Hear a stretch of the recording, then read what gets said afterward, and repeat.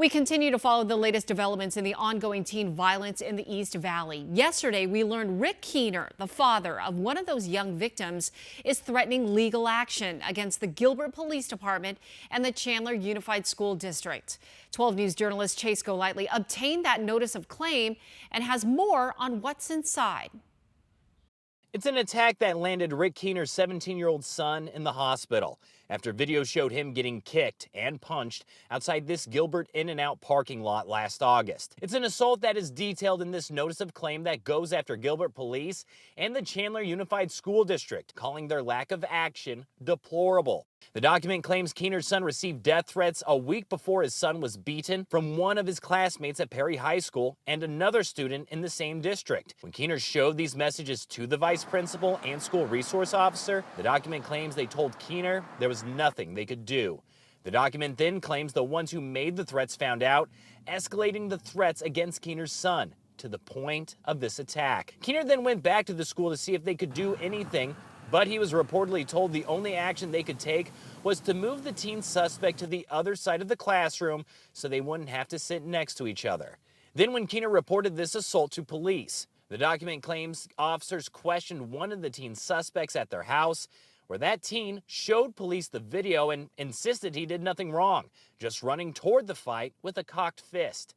The investigation then became inactive due to a lack of probable cause. That is until about 5 months later when 6 people were arrested in this case. Keener is now seeking damages against the school district and Gilbert Police Department for negligence, emotional distress, and 14th Amendment violations, all in the amount of $6 million. And Chase joins me now for the backstory. Chase, you have interviewed Keener a number of times. Why do you think he finally decided to do this lawsuit?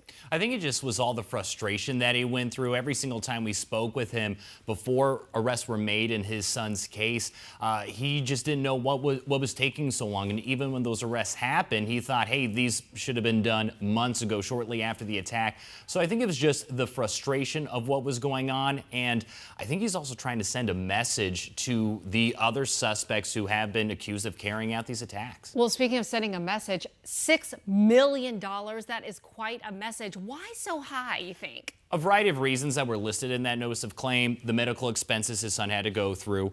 There was also the talks because his son moved out of country. He was worried that his son would be attacked again, possibly killed, so moved him out of the country, those expenses. And also his son was an avid swimmer, looking at scholarships and potentially swimming in college, so those are gone. But as you just heard of all the emotional distress that they went through and having to uproot his life and moving to a different country, and that all adds up to them to be $6 million. Which is hard to put a price tag on, really, right? All the emotional scars. Right. All right, so there have been some new developments today, though. Yes, we learned that one of the teen suspects, their father, who was arrested at the end of January, was indicted today for drug charges. We also learned another civil litigation was filed, so we're digging into that. So it seems like every day new developments are coming out in this case. Yeah, and more arrests as Exactly. well. Chase, thank you so much. I know you're going to have more tonight at 10. Thank you.